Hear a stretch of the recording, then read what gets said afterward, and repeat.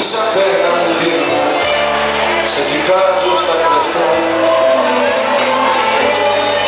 Σε εκπομπή να πιάνεις το τσιγάρο και να ψάχνεις για φωτιά.